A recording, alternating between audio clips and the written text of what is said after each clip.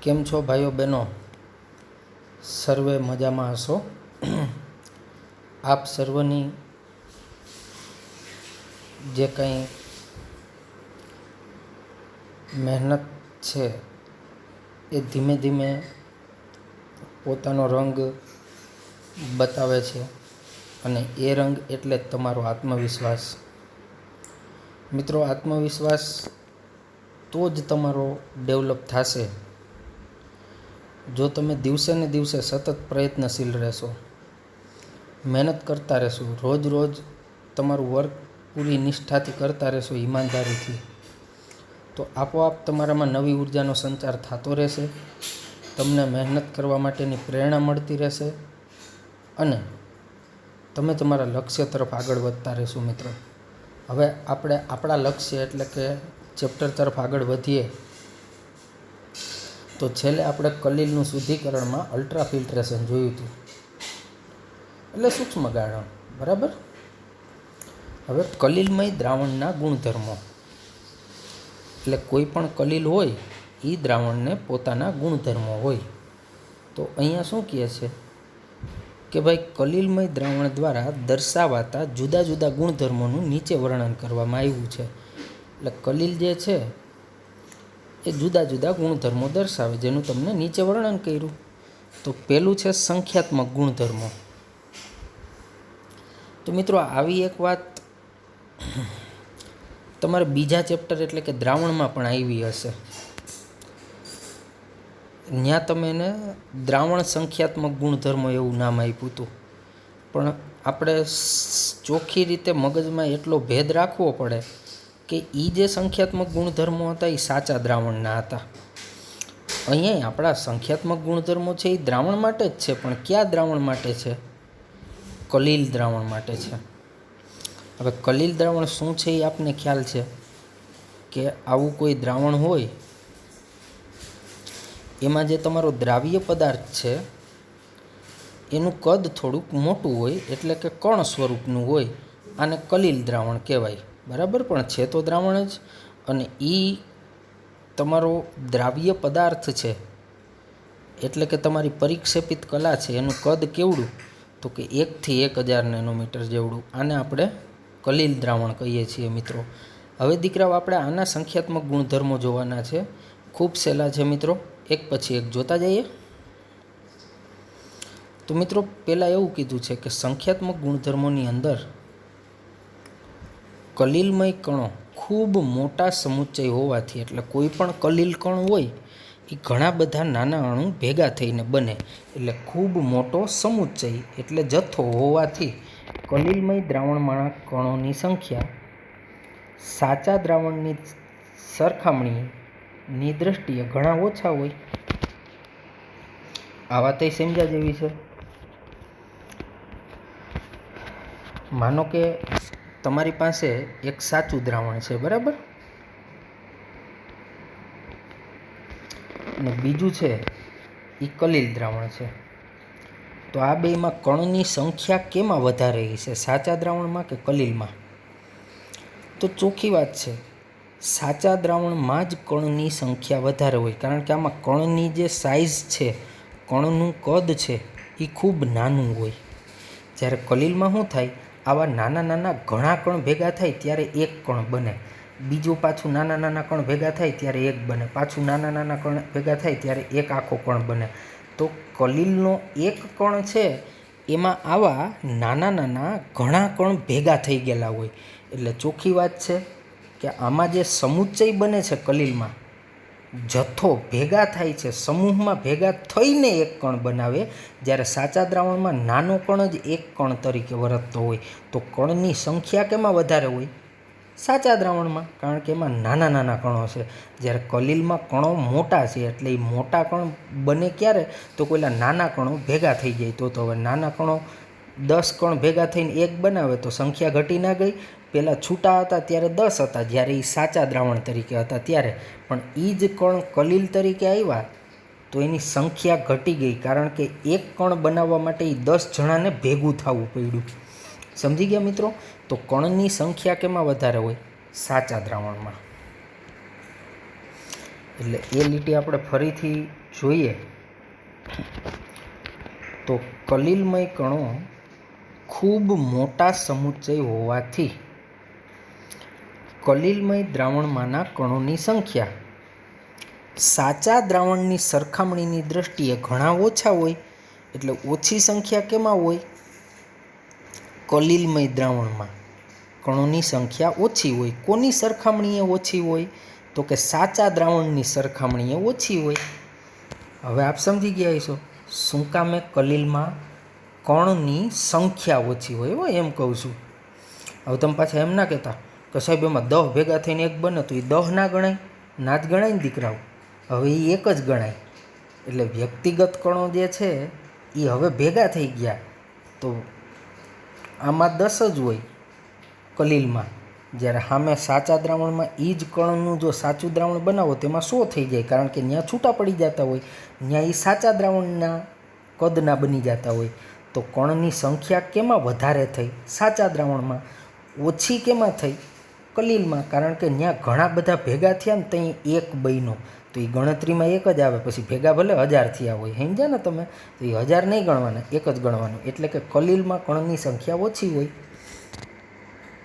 આથી તેના સંખ્યાત્મક ગુણધર્મો, તેના એટલે કલિલના, જે દ્રાવણને લાગે ને એ જ આને લાગે હો.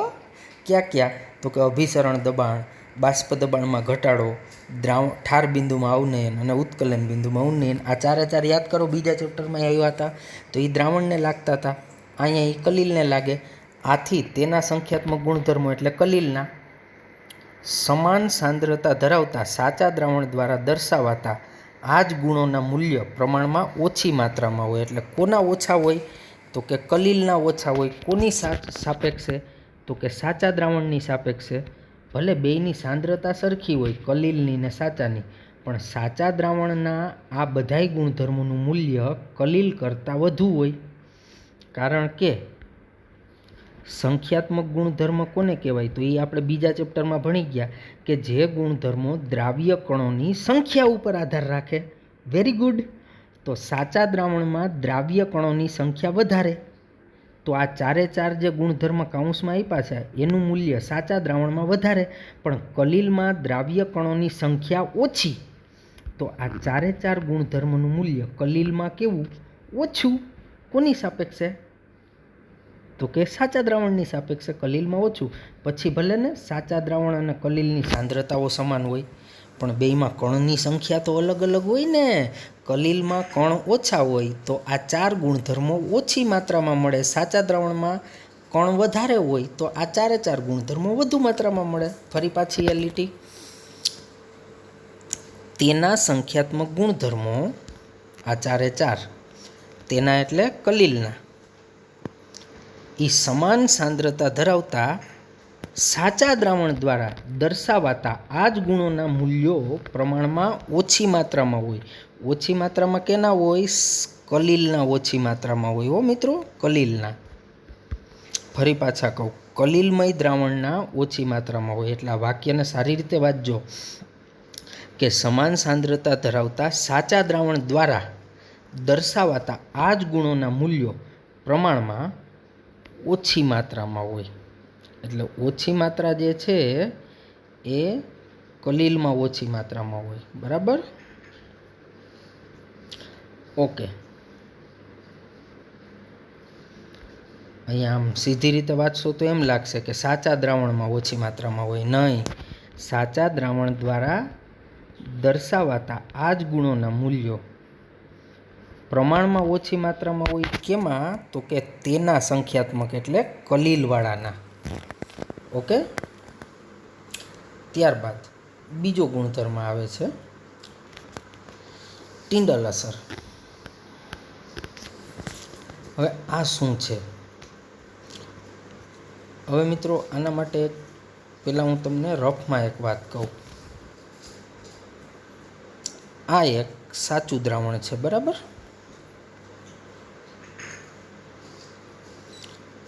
આ કલિલ દ્રાવણ છે.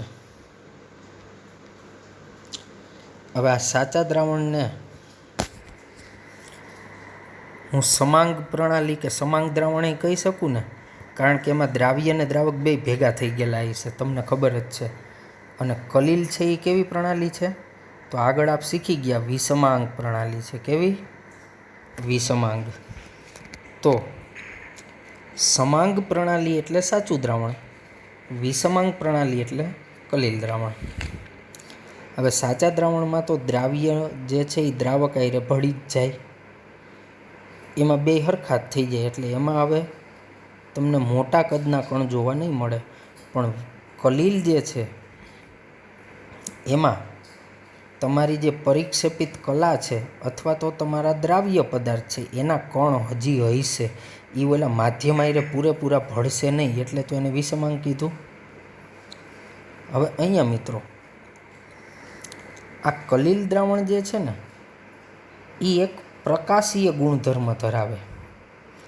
કારણ તો કે જ્યારે કલિલ ઉપર તમે પ્રકાશ આપાત કરો ત્યારે આ જે કણ છે ને એની ઉપર પ્રકાશ પડે ને એટલે એ જે કલિલના કણ છે એ પ્રકાશનું પરાવર્તન કરી શકે, એટલે કે પ્રકિરણન કરી શકે, દરેક દિશામાં એને પરાવર્તિત કરી શકે. જ્યારે સાચા દ્રાવણમાં આવું કાંઈ ના થાય, કારણ કે એના કણના કદ જ નાના છે, તો એમાં પ્રકાશનું પ્રકિરણન ના થાય. હવે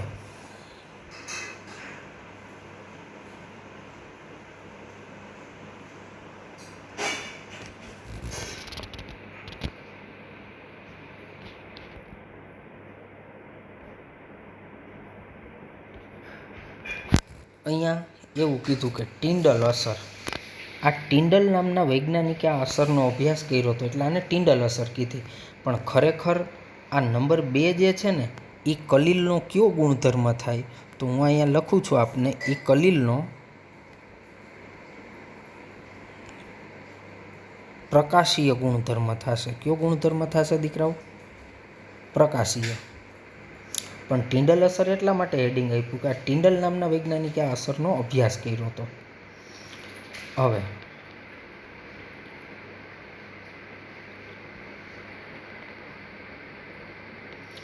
અહીંયા શું કહે છે? જો સમાંગ દ્રાવણને, એટલે તમે સમજી ગયા સાચા દ્રાવણને, અંધારામાં મૂકી દેવાનું અને પછી એની ઉપર પ્રકાશ આપાત કરવાનો, બરાબર? અને તમે પ્રકાશની દિશામાં અવલોકન કરવામાં આવે તો તે સ્વચ્છ દેખાય. એટલે કે તમે એ સાચું દ્રાવણ હતું સમાંગ, એને અંધારામાં મૂક્યું ને પછી એના ઉપર પ્રકાશ આપાત કર્યો, તો હવે તમે જે દિશાએથી પ્રકાશ આપાત કર્યો એ જ દિશાએથી દ્રાવણને જોવો તો એ તમને એકદમ સ્વચ્છ દેખાય. કારણ કે એમાં તો કણ દેખાવાના જ નથી, સમાંગ મિશ્રણ એને જ કહેવાય. જો તેને પ્રકાશના પુંજની દિશાના કાટખૂણેથી અવલોકન કરવામાં આવે તો તે સંપૂર્ણપણે કાળી દેખાય. હવે અહીંયા આ આકૃતિ આપી ને તો કલિલ માટે આપી, પણ 2 મિનિટ માટે ધારી લ્યો કે આ કલિલ નહીં પણ સમાંગ દ્રાવણની આકૃતિ છે. તો આ દ્રાવણ તમારું, બરાબર? અહીંથી પ્રકાશ આપ્યો આ દિશામાં આમ. હવે જો એને તમે અહીંયાથી જુઓ આ સ્થાનેથી, તો આ દ્રાવણ તમને સ્વચ્છ દેખાશે. પણ હવે તમને એવું કહે છે કે જો અહીંથી આમ પ્રકાશ આપાત કરો અને આમ ઉપરથી એટલે કાટખૂણેથી તમે આ સાચા દ્રાવણને જુઓ ને તો તમને એ સંપૂર્ણપણે કાળું દેખાય. મતલબ એમાં કાંઈ તમને જોવા મળે નહીં. આ સાચા દ્રાવણની વાત થઈ, બરાબર? હવે કલિલ દ્રાવણ માટે વાત થઈ. કલિલ દ્રાવણનું આ જ રીતે અવલોકન કરવામાં આવે તો પ્રેષિત પ્રકાશ વડે પસાર થતા કિરણના કાટખૂણે જોતા, પ્રેષિત પ્રકાશ એટલે યાદ રાખો, તમે જે દિશાએથી આપાત કર્યો હોય એ તમારો પરાવર્તન, ટૂંકમાં આપાત થતો પ્રકાશ, પરાવર્તન નહીં પણ તમે જે દિશામાંથી પ્રકાશને દ્રાવણ ઉપર આપાત કર્યો એ દિશા, એટલે એ પ્રેષિત પ્રકાશ, એટલે એ તમારો આપાત કરેલો પ્રકાશ. એ પ્રેષિત પ્રકાશ વડે પસાર થતા કિરણના કાટખૂણે જોતા, એટલે ઉપરથી જોવાનું. આ તમારો આપાત પ્રકાશ આ દિશા, અને ઉપરથી જોવો એટલે કાટખૂણો થઈ ગયો. આવું કયા દ્રાવણને જોવાનું? કલિલને. જો અહીં ઉપરથી આંખ દેખાય છે, માઇક્રોસ્કોપ વડે જોયું. પણ પહેલાં તમને સાદી રીતે જોવાનું કહે છે. એમનેમ જોવો તો શું થાય, તો કે પ્રેષિત પ્રકાશ વડે પસાર થતા કિરણને કાટખૂણે જોતા લગભગ સ્વચ્છ અથવા પારભાસક જણાય. એટલે કલીલ દ્રાવણને તમે આપાત કરેલા પ્રકાશના કાટખૂણેથી જોવો તો એ સ્વચ્છ લાગે અથવા પારભાસક એટલે ધૂંધળું દ્રાવણ લાગે. પણ ઉપર જોવો જોઈએ, સમાંગ દ્રાવણ હોય એટલે કે સાચું દ્રાવણના કાટખૂણેથી અવલોકન કરીએ તો એ કાળું દેખાય. પણ કલીલમાં આવું ના થાય. તમે એને કલીલને કાટખૂણેથી અવલોકન કરો તો એ તમને કાં તો સ્વચ્છ દેખાય અથવા તો પારભાસક એટલે કે ધૂંધળું દેખાય. અને ધૂંધળું કેવી રીતે થાય, પરંતુ તે મંદથી તીવ્ર દુગ્ધિલ દેખાય. દુગ્ધિલ એટલે એક પ્રકારનું દૂધિયા રંગનું. એટલે તમે ઉપરથી જુઓ ને તો દ્રાવણ આમ જેમ જેમ ઊંડી નજર કરો ને તો એમ લાગે કે ઉપરથી નીચે તરફ આપણે જોઈએ છીએ ને તો આમ વધારે પડતું ધૂંધળું થતું જાય છે, એવું તમને જોવા મળે ઉપરથી જોવો ત્યારે કાટખૂણે. કયા દ્રાવણને? કલીલ દ્રાવણને. તમે પ્રકાશ જે દિશામાંથી આપ્યો હોય એની ઉપરથી જોવો તો ધીમે ધીમે આમ દ્રાવણ ઊંડે જોતા જાઓ ને આમ તમારી દ્રષ્ટિએ એમ જુઓ કે દ્રાવણ આમ નીચેની તરફ ધૂંધળું થતું જાય. એટલે મંદથી તીવ્ર, ઉપરથી નીચે વધુને વધુ તીવ્ર દુગ્ધિલ દેખાય. એટલે કે પુંજનો માર્ગ વાદળી પ્રકાશથી પ્રદીપ્ત થાય. એટલે તમને એવું લાગે કે જેટલા ભાગમાં પ્રકાશ પસાર થાય છે ને એ વાદળી કલરનો દેખાય.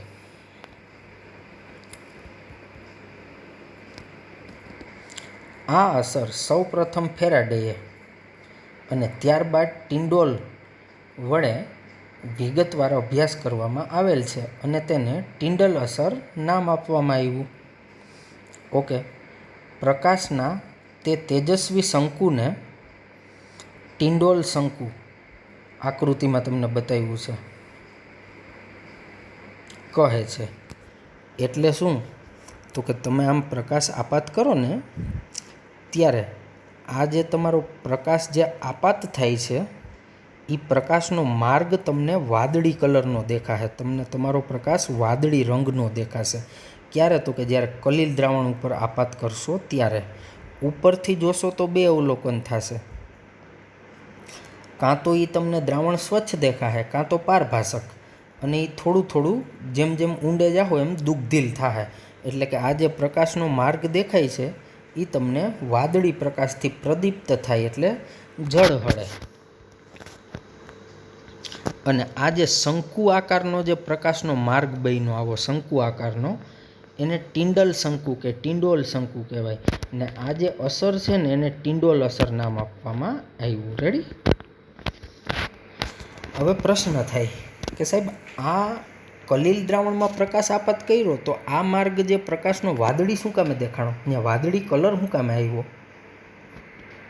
તો કે ટિન્ડોલ અસરનું કારણ એ હકીકતને લીધે છે કે કલીલમય કણો પ્રકાશનું અવકાશમાં બધી જ દિશામાં પ્રકિરણન કરે.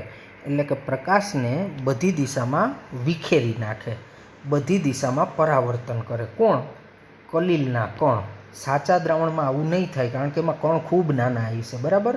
હવે જ્યારે તમે કલીલ ઉપર પ્રકાશ આપાત કરો દ્રાવણ ઉપર ત્યારે એમાં કણો હોય છે. એ કલીલ કણો તમે આપાત કરેલા પ્રકાશનું બધી દિશામાં પ્રકિરણન કરશે. આ જો અહીંયા એક કણ બતાવ્યો, પછી જો અહીં લીધું પ્રકિરણિત પ્રકાશ. જો બધી દિશામાં પ્રકાશનું પ્રકિરણન કર્યું. પણ અહીંયા એક બીજી વાત તમને કહી દઉં દીકરાઓ, તમારો આ કલીલનો કણ છે એ બધી દિશામાં એક સરખી તરંગ લંબાઈવાળા પ્રકાશનું પ્રકિરણન કરે છે. તમે હરખાઈ જુઓ તો કે નહીં સાહેબ. ઉપરની દિશામાં એના કિરણ મોટા છે, નીચે નાના છે, અહીંયા પાછું કંઈક જુદી લંબાઈ છે, અહીંયા જુદી લંબાઈ છે. આ ખાલી તમને અહીં યાદ રાખજો, આગળ બતાવીશ. અવકાશમાં બધી જ દિશામાં પ્રકિરણન કરે છે. આ પ્રકિરણન કલીલમય પરિક્ષેપણમાં પુંજના માર્ગને પ્રદીપ્ત કરે. આ જે તમારો પુંજનો માર્ગ હતો એટલે કે તમે પ્રકાશનું કિરણ આપાત કર્યું એનો જે રસ્તો હતો એ આખા રસ્તાને પ્રદીપ્ત કર્યો એટલે ઝળહળી ઉઠ્યો. એટલે અહીંયા જે આ વાદળી રંગનું શંકુ દેખાણું ને એ કેના કારણે દેખાણું? તો પેલા કલીલના કણોએ પ્રકાશનું પ્રકિરણન કર્યું એટલે તમને આખું શંકુ દેખાણું. ઓકે દીકરાઓ? તો આ વાત છે એ કલીલમાં ટિંડોલ શંકુ શું કામે દેખાય એનું કારણ છે, અને કારણ હાવ હેલું છે કે કલીલના કણો તમારા પ્રકાશને બધી દિશામાં પ્રકિરણન કરે. એટલે તમે જે પ્રકાશના સ્ત્રોતમાંથી જે પ્રકાશ આપાત કર્યો હોય ને કલીલમાં, એ જે માર્ગ છે, એ પ્રકાશનો જે રસ્તો છે, એ તમને દૂધિયા કે વાદળી રંગનો દેખાય. અહીં રહ્યો જો માર્ગ વાદળી પ્રકાશથી પ્રદીપ્ત થાય. રેડી? હવે આનું હું તમને એકાદું ઉદાહરણ આપું. ટિંડોલ અસરનું અવલોકન સિનેમા હોલ, એટલે તમે ટોકીસ કે થિયેટરમાં પિક્ચર જોવા જાઓ ને ત્યાં તમને ખબર પડે. ચલચિત્રના પ્રક્ષેપણ, ચલચિત્ર એટલે તમારું જે પિક્ચર ફિલ્મ જે મૂવી જોવો છો એનું પ્રક્ષેપણ પ્રોજેક્ટરથી થતું હોય. મતલબ એને ઓલો જે પડદો હોય આગળ એના ઉપર પ્રક્ષેપણ આપાત થતું હોય. આખું જે પિક્ચર એ કોણ કરતું હોય? તો કે તમે જોયું જ છે, તમારી સીટની પાછળ એક પ્રોજેક્ટર હોય, એમાંથી ત્યાં એ પિક્ચર આખું આપાત થતું હોય. બરાબર? તો એના દરમિયાન ત્યાં હાજર ધૂળ અથવા ધુમાડાને લીધે પ્રકિરણન પામે.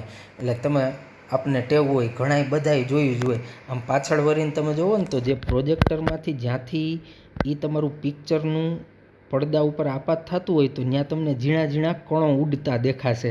અને આમ એ ધૂળના કે ધુવાડાના કણ હોય ને તમને ચળકતા દેખાય. આમ તમને ચોખ્ખું દેખાય કે હા જો અહીંથી જ પિક્ચર આપાત થાય છે. પછી આવી બીજી ઘટના તમારા 10મામાં આવી ગઈ છે. આખો તમારો ઘર હોય ઓરડો, એમાં ક્યાંક કાણું હોય તો એ કાણામાંથી સૂર્યપ્રકાશ આવે ને તો એ સૂર્યપ્રકાશ કાણામાંથી આવે ત્યાંથી નીચે જમીન ઉપર પડે ને તો એક શંકુ આકારનો થઈને પડતો હોય. અને એ પ્રકાશના માર્ગમાં જેટલા ધૂળના રજકણો ઉડતા હશે ને એ તમને ચળકતા દેખાશે. તો ત્યાં ધૂળના રજકણ છે એ તમારા પરિક્ષેપિત કલાના કણ છે. ને એ કલાના કણ પ્રકાશનું પ્રકિરણન કરે ને એટલે તમને એ કણ ચળકતા દેખાય. રેડી? તો આ ટિંડલ અસર જ છે દીકરાઓ. અહીંયા શું કીધું છે કે ટિંડલ અસરનું અવલોકન સિનેમા હોલમાં ચલચિત્રના પ્રક્ષેપણ દરમિયાન ત્યાં હાજર ધૂળ અને ધુમાડાને લીધે પ્રકિરણન પામે. હવે ટિંડલ અસર જ્યારે નીચેની બે માત્ર શરત સંતોષાય ત્યારે જ અવલોકિત થાય. એટલે કોઈ પણ જગ્યાએ ટિંડલ અસર ક્યારે જોવા મળે? તો કે આ બે શરત છે ને એ સંતોષ આવવી જોઈએ. કઈ કઈ? તો કે પહેલી, તમે જે પ્રકાશ આપાત કરો છો એટલે કે તમે ઉપયોગમાં લીધેલો છે એ પ્રકાશ, તો ઉપયોગમાં લેવાયેલા પ્રકાશની તરંગ લંબાઈ કરતાં પરિક્ષેપિત કણોના વ્યાસ વધુ નાના ન હોવા જોઈએ. એટલે તમે જેટલા નેનોમીટરનો પ્રકાશ કલીલ ઉપર આપાત કરો છો તો એ કલીલ દ્રાવણમાં રહેલા ઓલા પરિક્ષેપિત કલાના જે કણ છે ને એનો વ્યાસ અને તમારા પ્રકાશની તરંગ લંબાઈ એનું જે કાંઈ માપ છે એ બે સરખા હોવા જોઈએ. તમે આપાત કરેલી તરંગ લંબાઈ કરતાં તમારી પરિક્ષેપિત કલાના કણો વધુ નાના ન હોવા જોઈએ. રેડી? કારણ કે પ્રકાશ એ તરંગ લંબાઈમાં મપાય નેનોમીટર, અને આપણે કલીલના કણોનો વ્યાસ એ નેનોમીટરમાં જ છે, 1 થી 1000. તો એ બે લગભગ સરખા હોવા જોઈએ. બીજું, પરિક્ષેપિત કલાના અને પરિક્ષેપણ માધ્યમના વક્રીભવન ઘાતાંક મોટી માત્રામાં અલગ પડતા હોવા જોઈએ. વક્રીભવન ઘાતાંક એટલે કે એનો વક્રીભવન કરવાની એની ક્ષમતા, વક્રીભવન કરવાની તાકાત પરિક્ષેપિત કલાના અને પરિક્ષેપણ માધ્યમના વક્રીભવન ઘાતાંક મોટી માત્રામાં અલગ પડતા હોવા જોઈએ. એટલે કે પરિક્ષેપિત કલા અને પરિક્ષેપણ માધ્યમનો વક્રીભવન ઘાતાંક બે અલગ અલગ હોવા જોઈએ, બે એકબીજાથી અલગ પડતા હોવા જોઈએ. બાકી તો શું થાય? જો જેટલી માત્રામાં તમારો પરિક્ષેપિત કલાના કણ વક્રીભવન કરી શકે પ્રકાશનું, એટલી જ માત્રામાં તમારું પરિક્ષેપણ માધ્યમય વક્રીભવન કરી શકતું હોય તો આખું દ્રાવણ એક જ સરખી રીતે વક્રીભવન કરે. એમાં તમને કણ કોણ ને માધ્યમ કોણ છૂટું જ ના પડે. દીકરાઓ સમજી ગયા ને? એટલે અહીંયા તમે આકૃતિમાં જુઓ તો આ કણ છે એને પ્રકાશનું પ્રકિરણન કર્યું. હવે જો માધ્યમ અંદર રહી છે, આમાં જે બતાવ્યું આમ આડી આડી લીટીઓ કરીને, એ એટલી જ માત્રામાં વક્રીભવન કરે તો આખું દ્રાવણ એક જ સરખી રીતે પ્રકાશનું વક્રીભવન કરે એવું થાય. એટલે અહીંયા કીધું છે કે પરિક્ષેપિત કલાના અને પરિક્ષેપણ માધ્યમના વક્રીભવન ઘાતાંક મોટી માત્રામાં અલગ પડતા હોવા જોઈએ. હવે તમને કીધું કે ટિન્ડલ અસરનો ઉપયોગ કલીલમય અને સાચા દ્રાવણ વચ્ચે વિભેદન કરવા માટે થાય. એટલે કે ક્યુ દ્રાવણ કલીલ છે ને ક્યુ સાચું છે, એને જુદું પાડવું હોય ને તો ટિન્ડલ અસરનો ઉપયોગ થાય. અને પડી જાય ને જુદું, હવે તમે કહી દો આ સાહેબ પડી જાય, બે ઉપર પ્રકાશ આપાત કરવાનો, જેમાં ઓલું વાદળી કલરનું ટિન્ડલ શંકુ ને આવું બધું જોવા મળે એ કલીલ હોય ને કાંઈ ના જોવા મળે એ સાચું હોય. રેડી. ઝિગમોન્ડી આ વૈજ્ઞાનિકનું નામ છે. ઝિગમોન્ડીએ 1903માં ટિન્ડલ અસરનો ઉપયોગ એક સાધન જેને અલ્ટ્રા માઇક્રોસ્કોપ કહેવામાં આવે છે તેની રચના માટે કરેલો. એટલે ટિન્ડલ અસરનો ઉપયોગ ઝિગમોન્ડીએ ક્યાં કર્યો? અલ્ટ્રા માઇક્રોસ્કોપની રચના માટે. હવે એમાં શું હોય તો કે પ્રકાશનું તીવ્ર પુંજ એટલે પ્રકાશનો એક જથ્થો, એક કિરણોનો સ્ત્રોત કાચના પાત્રમાં લીધેલા કલીલમય દ્રાવણ પર ફોકસ કર્યું. એટલે કાચના પાત્રમાં કલીલ લીધું ને એના ઉપર પ્રકાશનું કિરણ આપાત કર્યું. ત્યારબાદ પ્રકાશના ફોકસનું પુંજના માર્ગથી કાટખૂણે સૂક્ષ્મદર્શક યંત્ર વડે અવલોકન કરવામાં આવ્યું. અહીં આકૃતિ જો આ પ્રકાશનો સ્ત્રોત એટલે અહીંથી તીવ્ર પુંજ નીકળ્યું હોય, આ કાચના પાત્રમાં લીધેલું કલીલ દ્રાવણ, સૂક્ષ્મદર્શક યંત્ર એટલે માઇક્રોસ્કોપ એના વડે અહીં કાટખૂણેથી એટલે ઉપરથી કલીલ દ્રાવણનું અવલોકન કર્યું. તો શું થયું તો કે એને મજા આવી. માણા નથી કહેતા ધોરે દિયે તારા દેખાઈ ગયા, એવું આ નહીં થયું. તો શું થયું તો કે વ્યક્તિગત કલીલમય કણ એટલે ઓલા પરિક્ષેપિત કલાના કણ, એક એક કણ એ કાળી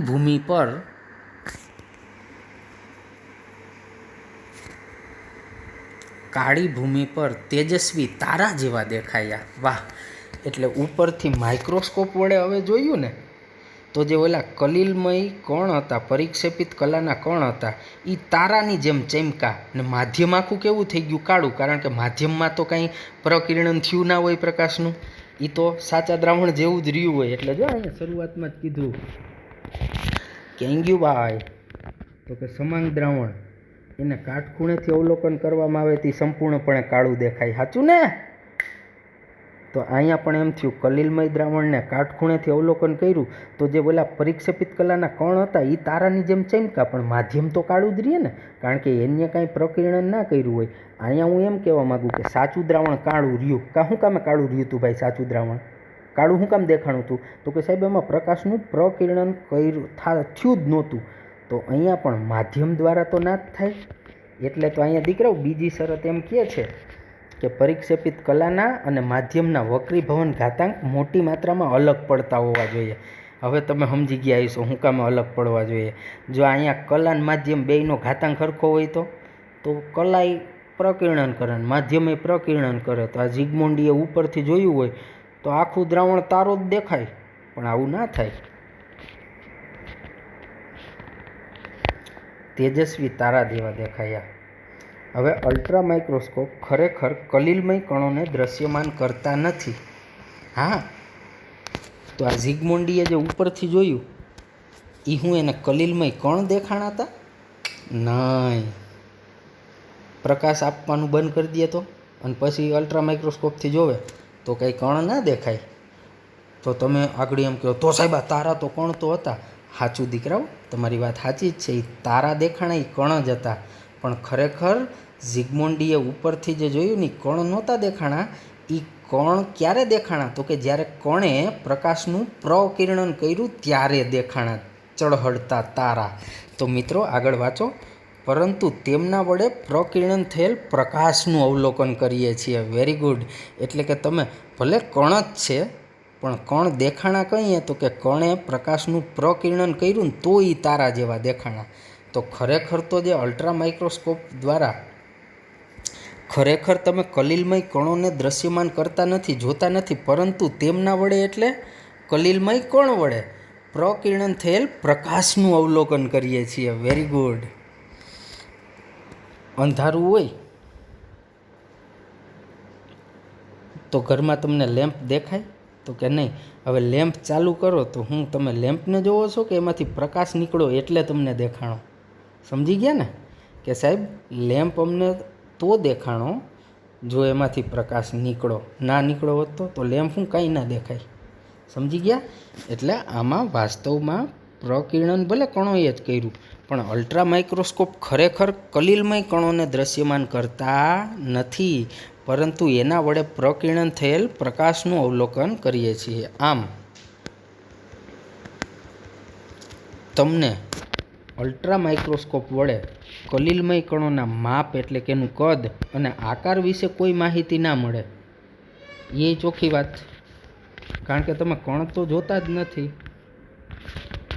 જો મિત્રો અહીંથી આ પ્રકાશ આપવાનું બંધ કરી દો અને હવે અહીંથી અલ્ટ્રા માઇક્રોસ્કોપ વડે જુઓ તો તમને કણ દેખાય? તો કે ના દેખાય, કારણ કે નાના હોય. ભલે ને કલિલના છે છતાંય અલ્ટ્રા માઇક્રોસ્કોપથી ના દેખાય. પણ જો અહીંથી પ્રકાશ આપો તો કે ઓલા ઝળહળતા તારા દેખાય. તો કયો જોઈ તમને અલ્ટ્રા માઇક્રોસ્કોપથી કણ દેખાય છે કે એના દ્વારા પ્રકિરણન પામતો પ્રકાશ દેખાય? તો કે સાહેબ પ્રકાશ દેખાય. તો આ અલ્ટ્રા માઇક્રોસ્કોપથી તમને કણનું કદ એટલે કે એનું માપ શું છે ને એનો આકાર કેવો છે એ ના જોઈ શકો. એ તો જ્યારે કણ ઉપર પ્રકાશ પડે ને ત્યારે કણ જે પ્રકાશનું પ્રકિરણન કરે છે ને એટલે જ તમને ત્યાં ઝળહળતા તારા દેખાય છે, બાકી માપ વિશે માહિતી મળે નહીં.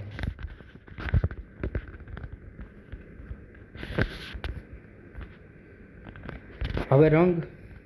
તો રંગ સમજતા પહેલાં મેં તમને આગળ એક વાત અહીંયા કીધી હતી કે તમે અહીંયા જુઓ તો આ કલિલમય કણ છે એના દ્વારા જુદી જુદી દિશામાં જુઓ પ્રકાશ પ્રકિરણન પામ્યો, પણ બધી દિશામાં એક જ હરખી તરંગ લંબાઈથી પ્રકિરણન પામ્યો? તો કે નહીં સાહેબ.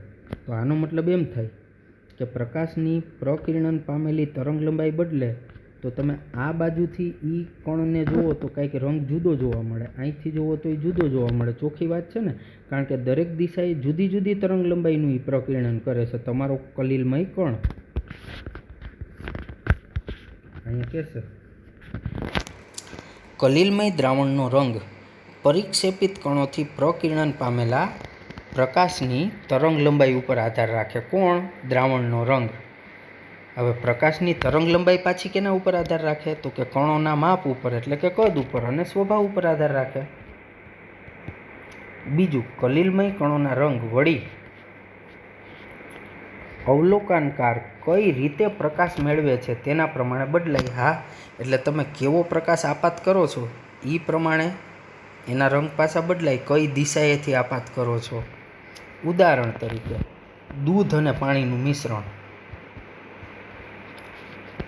પરાવર્તી પ્રકાશ દ્વારા વાદળી દેખાય. પરાવર્તી પ્રકાશ એટલે દૂધ અને પાણીનું મિશ્રણ લ્યો, એના ઉપર પ્રકાશ આપાત કરો, પછી કોઈ એક દિશામાં એ પરાવર્તન પામે ત્યાંથી જોવો તો એ વાદળી દેખાય. અને પ્રેષિત એટલે કે ટ્રાન્સમિટેડ, આગળ શબ્દ આવ્યો તો પ્રેષિત, મેં કીધું તું આપાત થયેલો.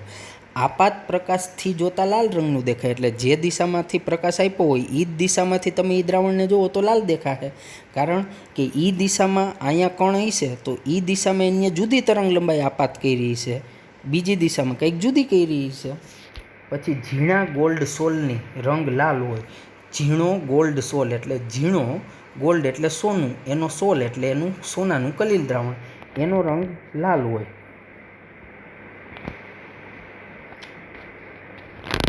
ઓકે, એટલે સોનાના દ્રાવણને તમે જુઓ તો લાલ હોય, પણ જેમ કણોનું માપ વધે એટલે સોનાના દ્રાવણમાં સોનાના કણ છે એ કલિલ તરીકે વર્તે, પણ જો એ કણનું માપ મોટું થઈ જાય, વધે, તો એ લાલને બદલે હવે જાંબલી દેખાય ને હજી કણનું માપ વધે તો પછી વાદળીને, છેલ્લે મોટો કદ થાય તો એ સોનેરી દેખાય.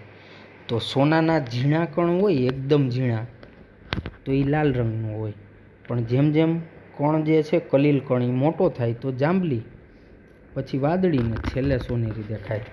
મિત્રો, આ હતું તમારું બીજો પ્રકાશીય ગુણધર્મ એટલે કે ટિન્ડલ અસર.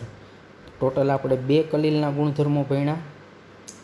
એક હતો સંખ્યાત્મક, બીજો હતો ટિન્ડલ અસર એટલે કે પ્રકાશીય. હજી 2 છે, આ બ્રાઉનિયન ગતિ જે અહીંયા તમને દેખાય છે એ, અને કલિલ કણોનો વીજભાર. ઓમ જોવા જઈએ તો એ વસ્તુ એને આમાં ક્રમ ભલે આમાં અન્ય ચોથો આપ્યો, પણ એ બ્રાઉનિયન ગતિ એટલે યાંત્રિકીય ગુણધર્મ થઈ જશે, જે હું તમને નેક્સ્ટ લેક્ચરમાં પાછો આપણે જ્યારે મળશું ત્યારે સમજાવીશ. અને આ જે પાંચમું છે એ ખરેખર ચોથું છે, અને એ છે તમારો કલીલ કણોનો વીજભાર. તો એ વીજભાર છે એ તમારો કલીલનો જે છે એ વિદ્યુતીય ગુણધર્મ થશે. એ પણ એક મોટો અને ઇન્ટરેસ્ટિંગ ટોપિક છે. તો આજે જે આપણે બે વસ્તુ ભણ્યા, એક સંખ્યાત્મક ગુણધર્મ એમાં અને પ્રકાશીયમાં ફરી પાછી થોડીક નજર કરી લઈએ, જેથી આપણે વધુ વખત રિવિઝનની જરૂર ના પડે અને એક જ વિડીયોમાં તમારો કોન્સેપ્ટ ક્લિયર થઈ જાય. હવે મિત્રો અહીં એમ કીધું હતું કે કલીલમય કણો ખૂબ મોટા હોવાથી કલીલમય દ્રાવણમાં કણની સંખ્યા સાચા દ્રાવણની સરખામણીએ ઘણી કેવી હોય? ઓછી હોય, કણની સંખ્યા. આથી તેના એટલે કલીલના સંખ્યાત્મક ગુણધર્મો એ સમાન સાંદ્રતા ધરાવતા સાચા દ્રાવણ દ્વારા દર્શાવાતા આ જ ગુણોના મૂલ્યો પ્રમાણમાં ઓછી માત્રામાં હોય. એટલે કોના ઓછી માત્રામાં હોય? કલીલના. હો, અહીં વાક્ય સીધું વાંચશો તો એમ લાગશે કે સાચા દ્રાવણના ઓછા હોય. નહીં, સાચા દ્રાવણમાં તો કણ વધારે હોય, પણ અહીંયા એને વાક્યમાં થોડુંક અટપટું કર્યું છે. ખરેખર એમ હોય કે સાચા દ્રાવણ દ્વારા દર્શાવાતા આ જ ગુણોના મૂલ્યો કરતાં પ્રમાણમાં ઓછી માત્રામાં હોય. કોના ઓછા હોય? કલીલના ઓછા હોય. રેડી? પછી ટિન્ડલ અસર. તો પહેલાં કીધું સાચું દ્રાવણ એટલે કે સમાંગ. જો સમાંગ દ્રાવણને અંધારામાં મૂકીએ અને પછી અવલોકન કરીએ પ્રકાશની દિશામાં જ, તો એ સ્વચ્છ દેખાય, અને જો કાટખૂણેથી અવલોકન કરીએ તો કાળું દેખાય. બરાબર? હવે કલીલ દ્રાવણનું આ જ રીતે અવલોકન કરીએ તો પ્રેષિત પ્રકાશ એટલે આપાત કરેલો પ્રકાશની દિશામાં જ અવલોકન કરીએ. અહીંયા પહેલાં એમ કીધું કે પ્રેષિત પ્રકાશ વડે પસાર થતા કાટખૂણે જોઈએ તો એ સ્વચ્છ અથવા તો પારભાસક ધૂંધળું દેખાય. અને એ કેવી રીતે પારભાસક? તો કે મંદથી તીવ્ર દુગ્ધિલ એટલે દૂધિયા રંગનું થતું જાય ધીમે ધીમે. આમ જેમ જેમ ઊંડાણમાં દ્રાવણમાં તમે આમ ઊંડું જોતા જાઓ એમ વાદળી થતું જાય. નીચેની તરફ તળિયા તરફ તમને વધુ વાદળી લાગે, ને ઉપરથી જોતા હોય તો સપાટીએ ઓછું વાદળી લાગે.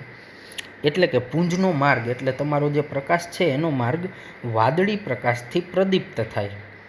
આ અસર પહેલાં ફેરાડે અને પછી ટિન્ડલે અભ્યાસ કર્યો. ટિન્ડલ અસર નામ આપવામાં આવ્યું. હવે પ્રકાશના તેજસ્વી શંકુને ટિન્ડલ શંકુ, એટલે આ જે વાદળી રંગનો આખો પ્રકાશનો માર્ગ થયો ને એ. આ હકીકતનું કારણ શું છે? તો કે કલીલમય કણ છે ને એ પ્રકાશનું અવકાશમાં બધી જ દિશામાં પ્રકિરણન કરે. આ કલીલમય કણ એ પ્રકાશનું બધી જ દિશામાં શું કર્યું? અવકાશમાં પ્રકિરણન. એટલે આ માર્ગ કેવો થયો? વાદળી. આ પ્રકિરણન કલીલમય પરિક્ષેપણમાં પુંજના માર્ગને પ્રદીપ્ત કરે. એટલે પુંજ એટલે તમારો પ્રકાશનો જે જથ્થો, એના માર્ગને પ્રદીપ્ત એટલે ઝળહળતો ચળકતો કર્યો. કોને? તો કે પ્રકિરણને. જે કોના દ્વારા થયું? પરિક્ષેપિત કલાના કણ દ્વારા. હવે આ જ ટિન્ડલ અસરનું અવલોકન આપણે સિનેમા હોલમાં ચલચિત્ર એટલે મૂવીનું પ્રક્ષેપણ એટલે આપાત દરમિયાન ત્યાં હાજર ધૂળ અને ધુમાડાને લીધે પ્રકિરણન પામે. એટલે જ્યાંથી પ્રોજેક્ટરમાંથી ઓલા કિરણો નીકળતા હોય ત્યાં તમને ચળકતા નાના નાના કણો તરતા દેખાશે. તો હું એ ધૂળ એટલામાં જ હોય, બીજે તમે જોવો તો એવા કણ નથી દેખાતા. ત્યાં શું કેમ દેખાણા? કારણ કે એની ઉપર પ્રકાશ પડે છે. એની પ્રકાશ દ્વારા જે ધૂળ કે ધુમાડાના કણ છે ને એ પ્રકાશનું પ્રકિરણન કરે, એટલે તમને એ કણ ચળકતા દેખાય. તો હવે મને અહીંયા કયો જોઈએ, તમારી આંખું કણને જોઈ શકે છે કે એના દ્વારા પ્રકિરણન પામતા પ્રકાશને? તો ચોખ્ખી વાત છે, એ કણે પ્રકાશનું પ્રકિરણન કર્યું તો જ એ કણ દેખાણા. તો આપણે એ કણને નથી જોઈ શકતા. એ કણ જ્યારે પ્રકાશનું પ્રકિરણન કરે ને ત્યારે એને આપણે જોઈ શકીએ. હવે ટિન્ડલ અસર ત્યારે જ જોવા મળે જ્યારે બે માત્ર શરત છે એ સંતોષાય. પહેલું, ઉપયોગમાં લેવાયેલા પ્રકાશની તરંગલંબાઈ કરતાં પરિક્ષેપિત કણોના વ્યાસ વધુ નાના ન હોવા જોઈએ, એટલે કે એ બે સરખા જ હોવા જોઈએ. અને બીજું, પરિક્ષેપિત કલાના અને માધ્યમના વક્રીભવન ઘાતાંક મોટી માત્રામાં અલગ પડતા ના હોવા જોઈએ, એટલે બે સરખા ન હોવા જોઈએ, બે જુદા જુદા હોવા જોઈએ. પછી એમ કીધું કે ઝિગમોન્ડિયાનો ઉપયોગ કર્યો અલ્ટ્રા માઇક્રોસ્કોપમાં. એને પ્રકાશનું એક તીવ્ર પુંજ કાચના પાત્રમાં કલીલ લીધું, એના ઉપર આપાત કર્યું. કાટખૂણેથી સૂક્ષ્મદર્શક યંત્ર વડે અવલોકન કર્યું તો જે વ્યક્તિગત કલિલમયના કણ હતા એ કાળી ભૂમિ ઉપર તેજસ્વી તારા દેખાણા. તો એ કાળી ભૂમિ કોણ? એ તમારું પરિક્ષેપણ માધ્યમ, જેણે પ્રકાશનું પ્રકિરણન નથી કર્યું. પછી અલ્ટ્રા માઇક્રોસ્કોપ ખરેખર કલિલમય કણોને દ્રશ્યમાન નથી કરતા, એટલે કલિલમય કણો નથી દેખાતા તમને, પરંતુ તેમના વડે પ્રકિર્ણન થયેલ પ્રકાશનું અવલોકન કરીએ છીએ. આમ અલ્ટ્રા માઇક્રોસ્કોપ કલિલમય કણોના માપ એટલે કદ કે આકાર વિશે કોઈ માહિતી ના આપે. પછી રંગમાં, તો કે કલિલમય કણોનો દ્રાવણનો રંગ જે છે એ ઓલા પરિક્ષેપિત કણોથી પ્રકિર્ણન પામેલા પ્રકાશની તરંગ લંબાઈ ઉપર આધાર રાખે. તરંગ લંબાઈ છે એ કણોના માપ અને સ્વભાવ ઉપર આધાર રાખે. તો કલિલમય કણોના રંગ વળી અવલોકનકાર કઈ રીતે પ્રકાશ મેળવે છે, એટલે કઈ દિશામાંથી તમે આપાત કરો, કેવો પ્રકાશ આપાત કરો, એ પ્રમાણે બદલાય. ઉદાહરણ તરીકે દૂધ અને પાણીનું મિશ્રણ પરાવર્તિત પ્રકાશ દ્વારા વાદળી દેખાય, એટલે ઉપરથી જોવો તો વાદળી દેખાય. પ્રેષિત એટલે તમે આપ્યો હોય ટ્રાન્સમિટેડ પ્રકાશથી જોવો તો લાલ દેખાય. પછી ઝીણો એટલે હાવ નાનો ગોલ્ડનો સોલ એટલે કલિલ હોય તો એનો રંગ પહેલાં લાલ હોય. જેમી સોનાના કણોનું કદ વધતું જાય, કદ વધે એમ જાંબલી થાય, પછી વાદળી થાય ને છેવટે સોનેરી થાય. શું કામ પ્રકાશ બદલે? તો કે સાહેબ કણનું કદ વધશે તો એના દ્વારા પ્રકિર્ણન પામતા પ્રકાશની તરંગ લંબાઈ બદલાશે, એટલે રંગ બદલાશે. રેડી મિત્રો? તો આ હતું તમારું પ્રકાશીય ગુણધર્મ. જય હિન્દ, જય મોગલ.